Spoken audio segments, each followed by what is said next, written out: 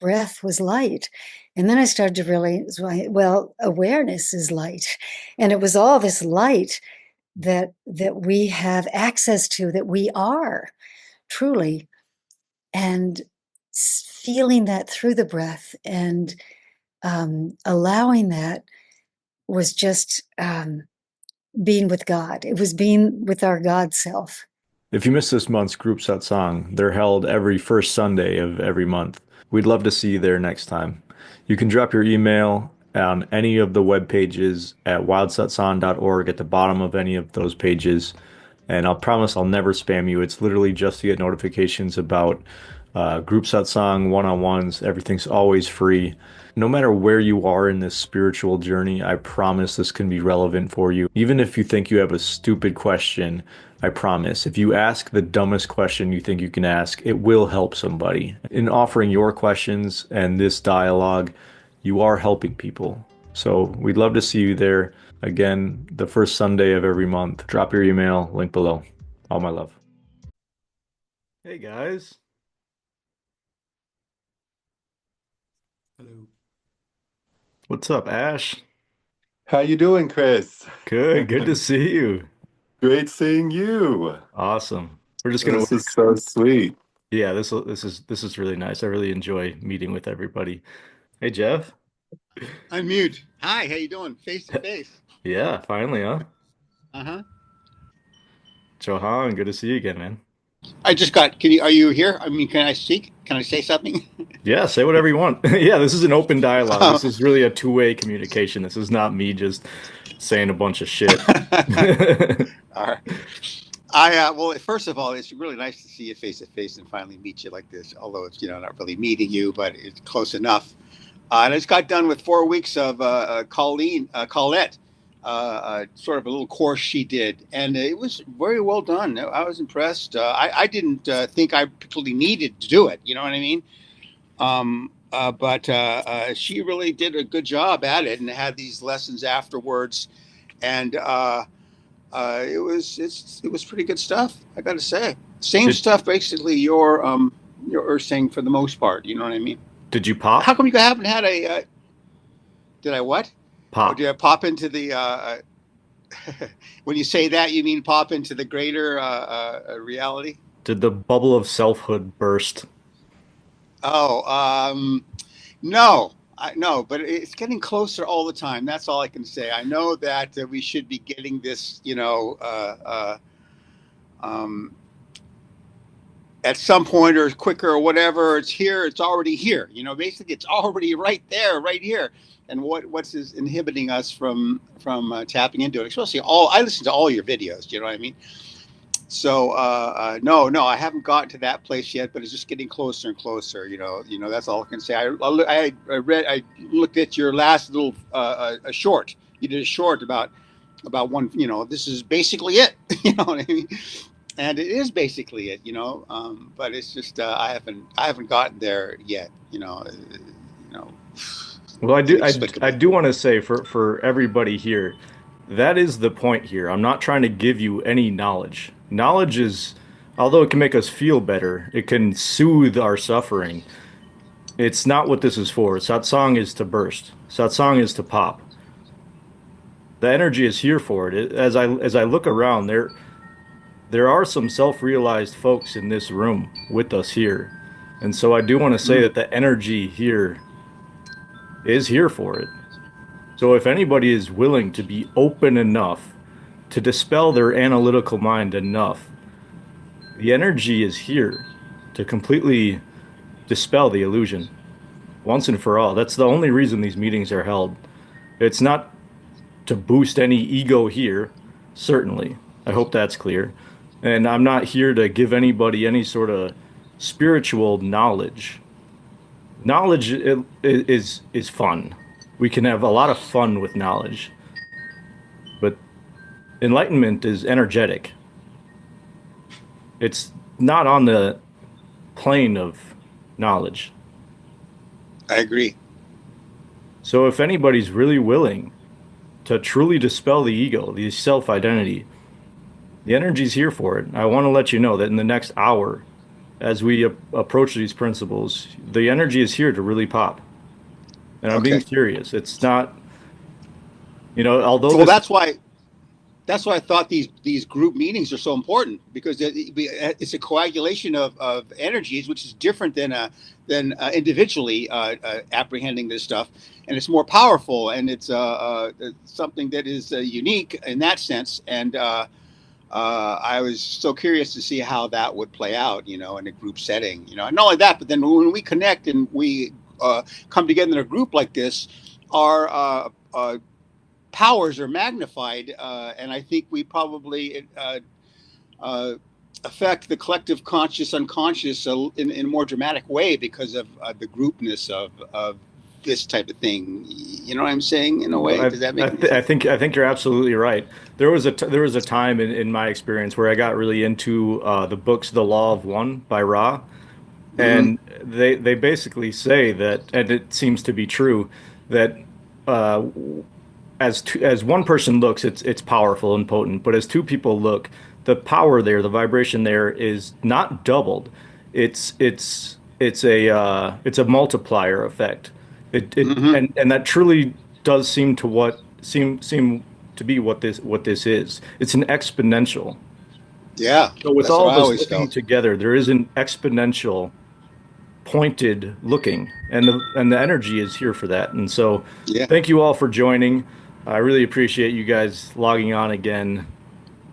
I think let's start, Caroline, if you don't mind. Caroline was so awesome enough to uh, create a Discord group for us, and so on the side, we whether I'm there or not, I encourage everybody to help each other out and look together. This is really a collaborative, a community. And so I encourage everybody to form, real and lasting relationships and look together, help each other. We're all in this together. And so, Caroline, if you wouldn't mind kind of just explaining what Yeah, Discord is and how you think it can help, what the use cases for it for us here. Yeah, totally. Yeah, so I just decided to create this. It's a platform for communities. So there's like different chats that you can have based on different topics that you want to chat about. So I created a bunch of those chats, but we can change them. We can add some, remove some, modify them, whatever we want. We can use Discord to have conversations like audio chats or just text or video calls as well. And so it's just a community space to share about our practice, build relationships. And I just decided to create that because I do feel a need to build spiritual friendships and just have like a community of people I can share my experiences with and just, yeah, just share. And so I'll put the invite link in the chat right now. And I added one of the channels is how to use Discord. So there's like little instructions there if you need them. And yeah, I'm happy to manage the Discord and just be there if there's any issues, but I'm not gonna like lead. I don't have any like ambition to lead anything. It's just a space that's there if we want to chat together. Cool. Yeah, no, thanks so much. And yeah, if anybody does want to lead anything, please feel free. I'm no figurehead. I'm no like top of a pyramid at all. I'm looking right along with you. And so if anybody wants to, take the lead on anything, including like side chats, or if you guys want to meet on the side, like please, this is my dedication is towards your awakening, and whether that happens as a result of me talking to you or somebody else talking to you, I don't care at all. So if this can be helpful, I really hope you guys make use of it. So yeah, thanks Caroline. Let's dive right into it. Let's see if someone pops here. That's what this is for. So last satsang, I kind of opened up with the question, are you aware? And everybody said that yes, they are aware. And I just want you to tune in to the reality of that right now. You are all aware. That is all our common experience. There is no one here that is not aware.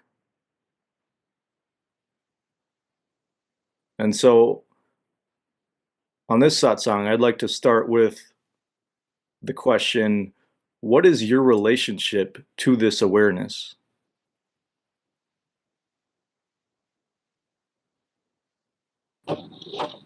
Does anybody want to say anything about your direct relationship to this awareness? What is your relationship to this awareness that's here, present, now, always so? Marian, I see you talking, but you're muted. I'd love to hear what you have to say. I said when I heard you say that, I am that. And I know I spoke last month, and I actually started listening to you when you were on YouTube with a clip from Muji in India. And you had a boxer dog.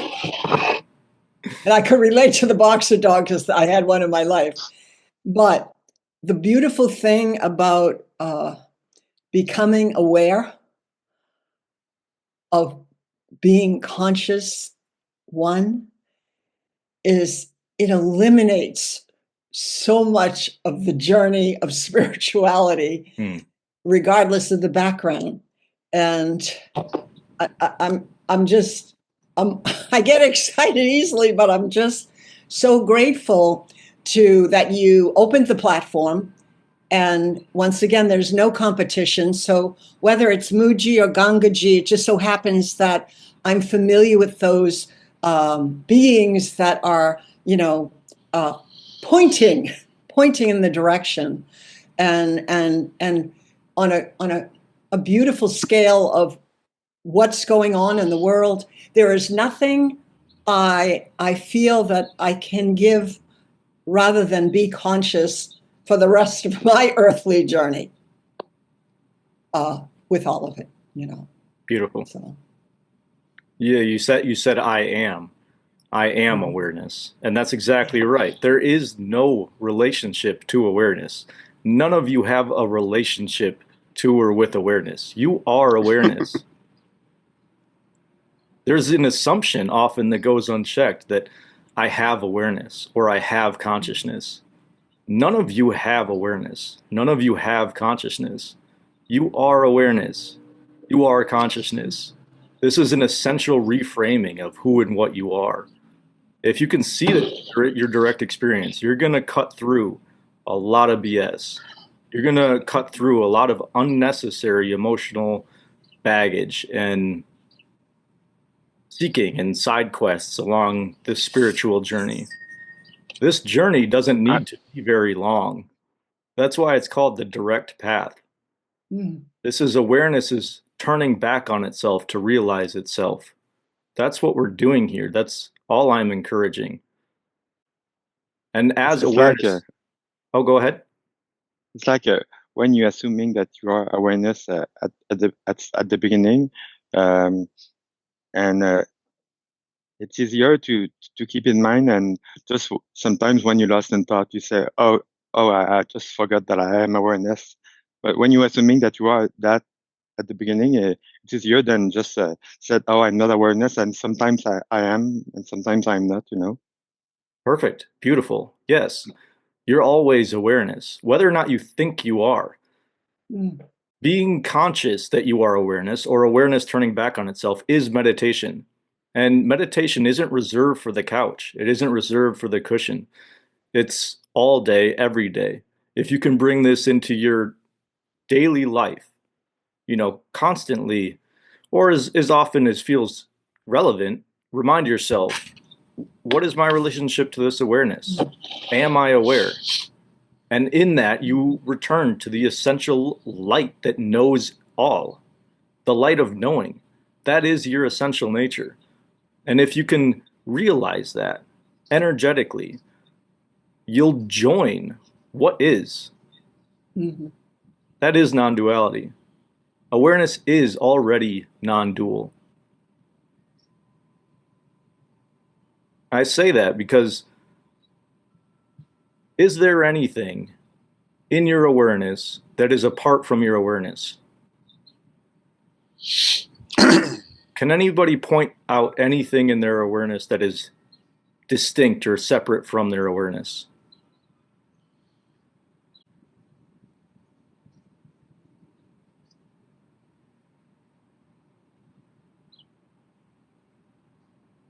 I encourage everybody right now as they're looking to enter into this visual field.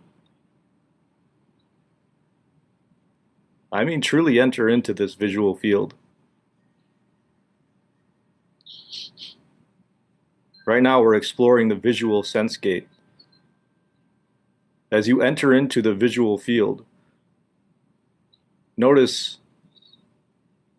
however temporarily, the dissolution of the analytical mind that describes everything it sees, that points out objects. Does the visual field itself see objects, see distinct objects? Or is that the mind? Somebody say. Yeah, it's the mind. Right. It's the mind that categorizes. And that's a helpful tool. We're not saying that the mind is bad. Mhm. The mind is a great tool, but it's a tool. And it's not the right tool for self-realization. For self-realization, we dispel the analytical mind. We put that tool down, at least for a little while, until we energetically realize our essential nature. And this can happen all at once, and it can happen right now. So I encourage you again to join your visual field.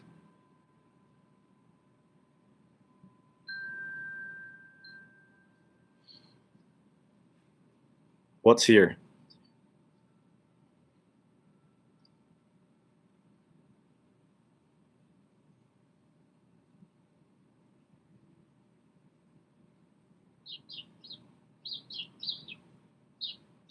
Perfect. Silence. And that is you joining the living mystery. The living mystery is everything that is. It's the analytical mind that likes to categorize things. It's a self-preservation mechanism. And it's a good thing, keeps you alive. Mhm. But it's not who and what you are. So as you join this living mystery through exercises like this, joining your visual field with no analysis, for example, you're sitting in the living mystery. And that's the most potent form of meditation. There's other ways to do this too. For example, a lot of you have heard me ask, what is aware of this now moment? And if that does the same thing to you, if it brings you into this kind of unknowable space, recognize that that is the living mystery. And allow it to be a mystery. We don't need to analyze it. We don't need to categorize it, say what it is, say what it's for. This is your eternal nature. Eternal because it's outside of time.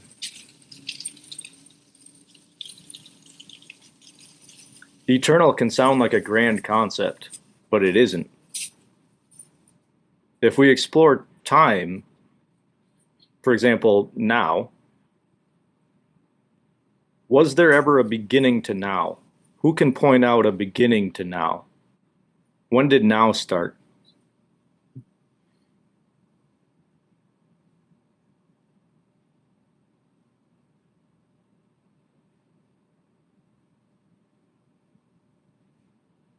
Tell me when now ends.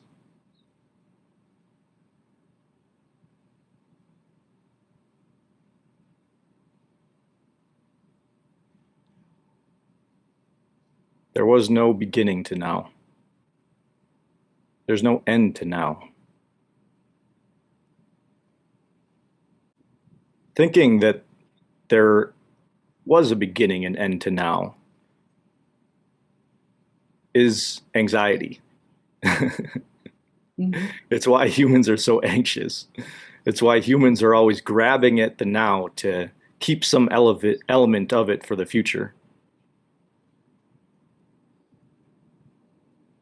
If you can release that, you also release anxiety. Because you are so purely present. You are so in one with now, the eternal now, that there is no grabbing. There is no need to hold on to any part of it. It's always changing.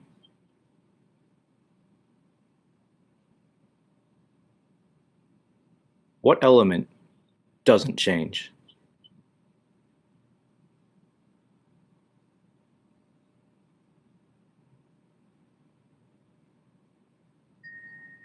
Can anybody here show us what doesn't change?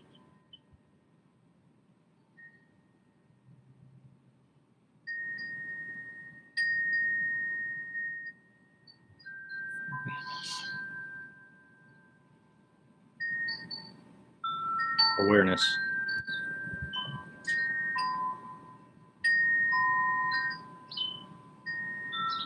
It's who and what all of us are.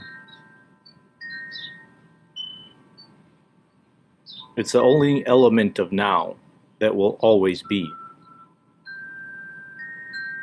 Because it is eternal.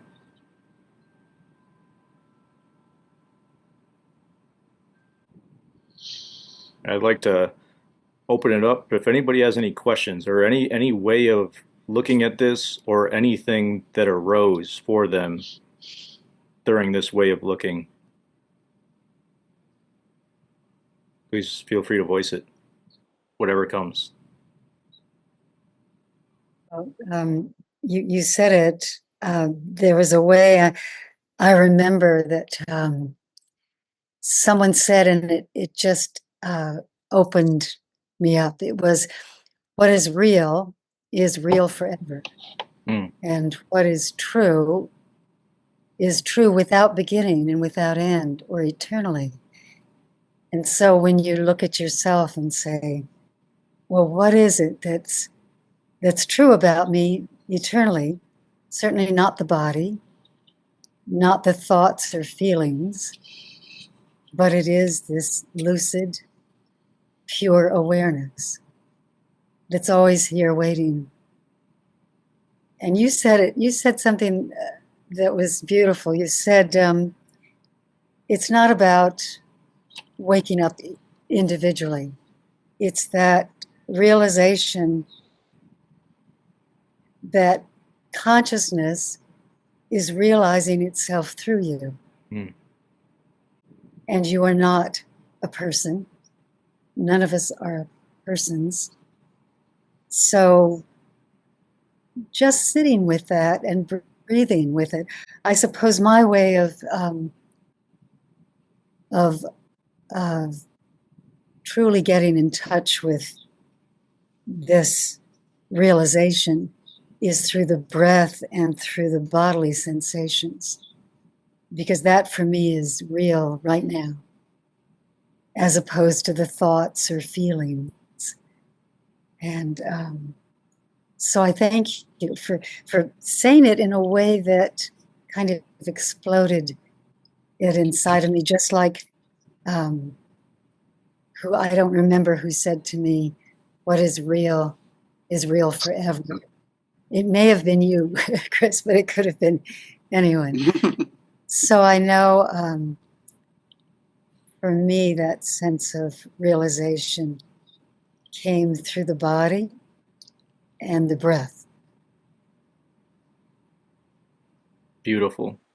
Thank you, Eliza. Everything you said is just so true. It's would I don't mean to put you on the spot here, but could you explain a little bit more about how the breath is your doorway into this. Yeah, the breath.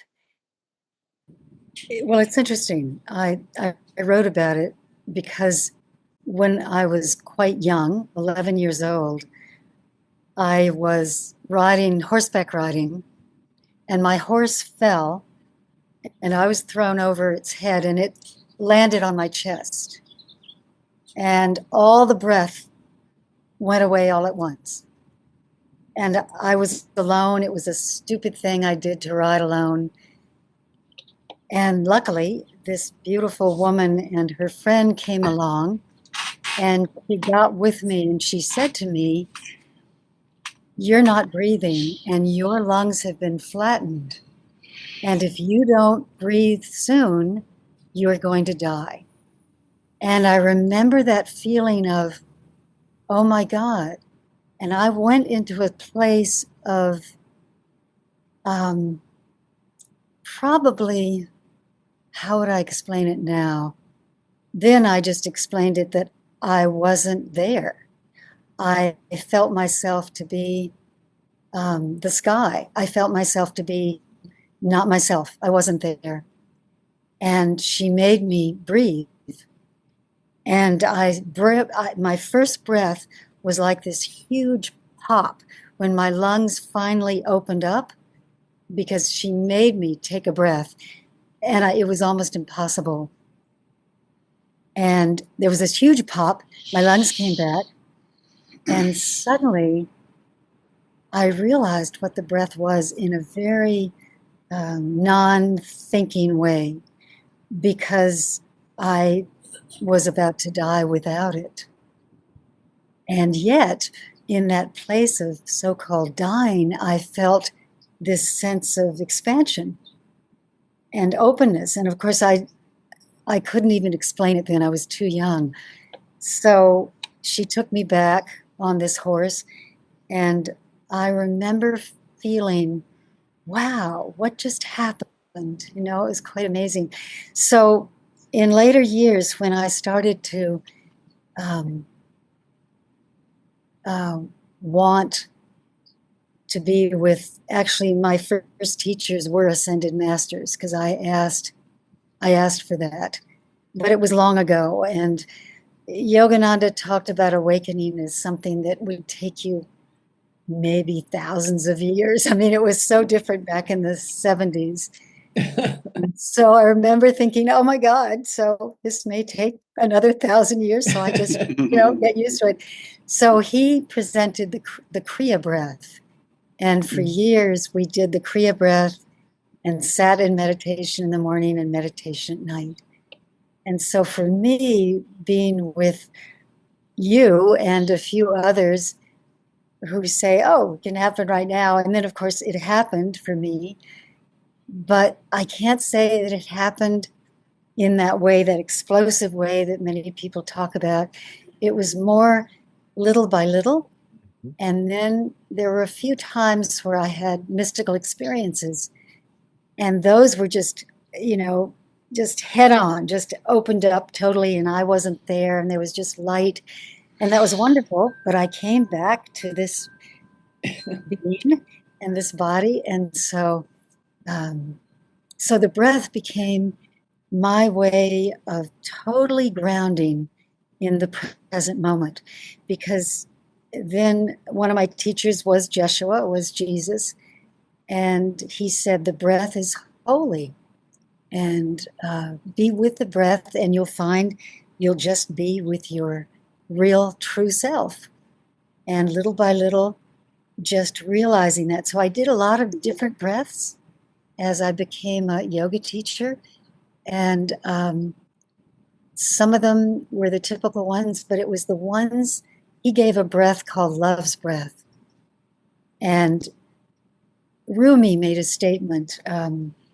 There's a breath that suffocates you and makes you anxious. And then there's a love's breath, which allows you to open to your true self. And that breath was pretty amazing. And it was after the Kriya breath and all of the Eastern approach. It was a mystic Christ approach, I suppose they call it, the mystic Christ path. But after that breath, I realized that that 11-year-old experience had really opened me up to something very important, was this holy breath. And Joshua said, the breath is the physical manifestation of Holy Spirit in the body mind. And you, I think, have talked about that also. So the breath, for me, there are 2 or 3 breaths that I do every day. And that feeling of expansion and opening is what the breath can bring. So I feel, for me and for many of my students, it's been this amazing experience of, I think, what happens to us through thought, too much thought, and too much of trying to analyze, as you say, is that we become contracted, and the body feels it as tension, this awful tension in the body that people get used to. I feel it. And when I started teaching yoga, what I saw is that people weren't breathing. They were living in this contracted state. And for me, being able to give them something that could open that up into light. And what I started to feel was that breath was light. And then I started to realize, well, awareness is light. And it was all this light that we have access to, that we are truly, and feeling that through the breath and allowing that was just being with God. It was being with our God self. And so for me, it's been, I think you said sometimes you have these mystical experiences and you think, oh, I'm it. That's it. and then here you are. So I think these experiences are absolutely incredible. And you may come back and say, oh, well, that was wonderful. And here I am. Here I am. So here I am. And what can you say? There's nothing to say. But we're all this pure awareness, which is pure light, which is pure love, which is pure spirit. And when we get it, that all these words that we try so hard to find those words that express what we are. And in the end, it's just being together and seeing that you are a reflection of me. You are who I am. I am who you are, is just the beauty of being, the beingness that we all are. And so when we can come together and allow that breath, perhaps for me, it brings me into presence. And that's where I spend a lot of my time now. And these amazing beings who are here to help us, and who, when I first started asking for help, and then Jesus appeared through light as light, and what he didn't come to me. I kept hoping that he'd come, in full glory. But what happened was I went into Christ consciousness, and I was in this place of light for 6 hours or so. And when I came out, it was like, wow. So when you ask for Christ, you're asking for your own self to make itself known. Perfect. And that was beautiful. And when I came out, I said, I want to be with people who want more of God, who want God, that's because what else is there? I mean, truly, what else is there? There's sex, and that's really wonderful, but compared to Christ consciousness, even it becomes, oh my And I know you know what I mean, Oh. all of you. Oh, I love it. So, so it's a wonder to find others. And when I found Chris, and I could see that he was pointing to just what we are, just what we are. And I had to be awakened at 11 to the fact that without the breath, you will go to the other side. But now I know the other side is pure heaven. And so then I said, well, maybe, that's okay too. So I'm so happy to be. I'm so happy to be with all of you. And I see the Christ in all of you because that's who we are. That's who we are. We are the Christ. And Wow. yeah, Jeshua is an amazing teacher, but then you are the Christ. So there's no separation. I guess for me, realizing no separation was, it was glorious. It was glorious. And I feel that sense of gloriousness. That's so with all beautiful. of Thank you so much for Thank sharing you. that, Eliza. That Thank was you. beautiful. I think we could all listen to you for hours, and maybe I'll you. encourage it by asking you, are you willing to share one or two of those breath exercises? Oh, of course I am. I am, because um, they seem very simple, but I think it does something to us. So there's one,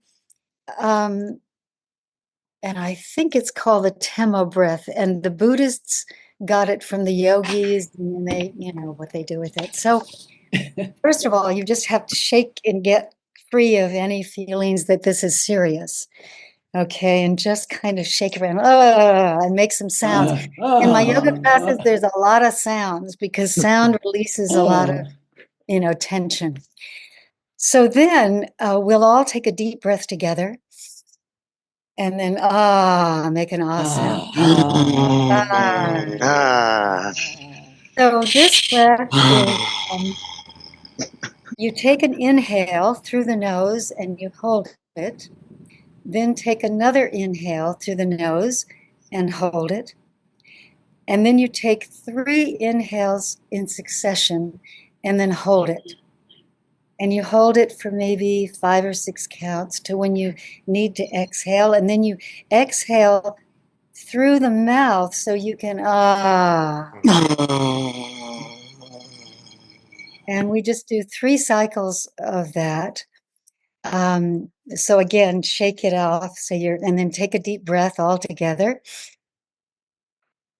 And then when you're ready, inhale through the nose, hold it, inhale again, hold it. And now 3 inhales in succession, hold it.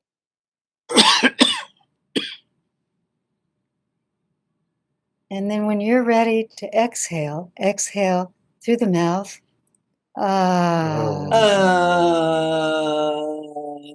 And then hold the breath out for that pause at the bottom of the exhale, just for a moment.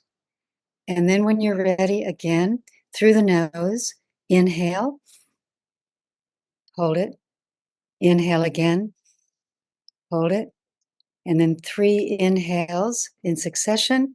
So you've filled up your whole being, hold it.